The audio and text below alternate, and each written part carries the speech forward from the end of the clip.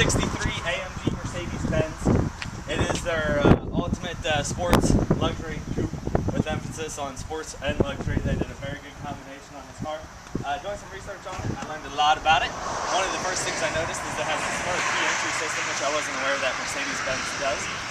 It's to release the handle. On the back side there's a little push button to unlock it, and then on the front side of every handle there's a button to lock it, and then the push start is actually right on top of the gear shifter. Come around here to the passenger side with me. You can see this one's fully equipped. It has the navigation system, Harman Kardon sound system, so you can really crank out your tunes if you want to cover up the beautiful exhaust note it has. It is a V8, naturally aspirated V8. That was one of the biggest concerns with Mercedes when producing this car, if they'd be able to get enough horsepower and torque out of it to compete with the M5 running a V10. And now the only complaint after they've produced the car is that it reaches its top speed limiter way too quickly. So it's an extremely fun car to drive. This car, one of the neat things about it also is it's one of the only cars produced that has a 4-zone climate control. It's all digital. You can actually have 4 different temperatures throughout the car: front driver, passenger, and rear passenger, left and right as well. The car has all your safety features as well in case you do get out of hand. It has the dual front airbags, side curtain airbags, in the front and the rear. Sunshades in the back here on the doors to keep everybody comfortable. These are manual, and then there's a power sunshade for the rear window. It is a power open and closed trunk. You can see your nice AMG quad exhaust in the rear here.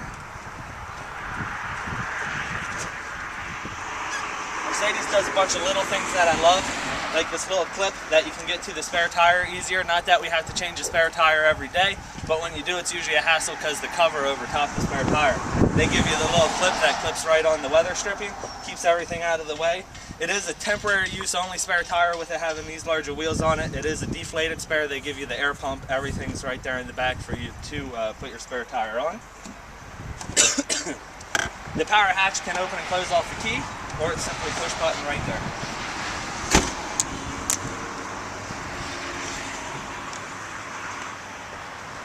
With the AMG, you have your 18-inch wheels.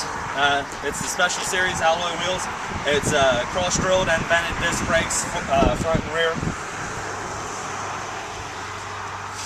You can see here on the driver's side, it is automatic transmission. That is the only way they've produced the AMG. It does not come with a manual transmission.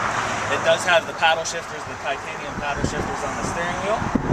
If you want to go into sport mode, it does have your sport mode as well, where it'll still manual.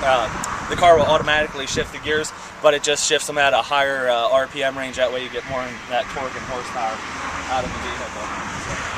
So, inside for the driver, luxuries are memory seating, power tilt telescopic steering wheel. It does have the fully adjustable power seat where you can squeeze the lumbar. On the sides you can move the lower back lumbar support up and down, and also in and out, of course, and they are the special leather and suede AMG series seats.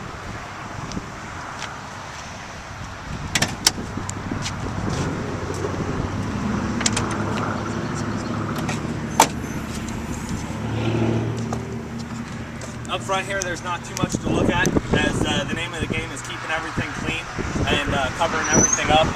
It does aid in some sound editing, but mostly I think it's visual. Up top here, as I said, it is a naturally aspirated V8.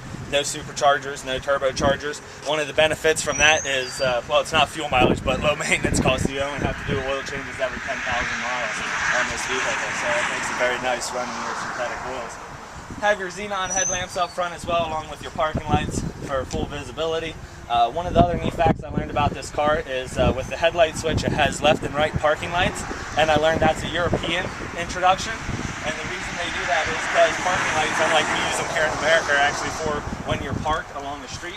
In Europe, they have very narrow streets, so if you pull off to the right side and the left side of the car is sticking out, you turn on only your left parking light to let drivers coming up behind you know that. And then it also has the ability just to turn on the right parking light as well.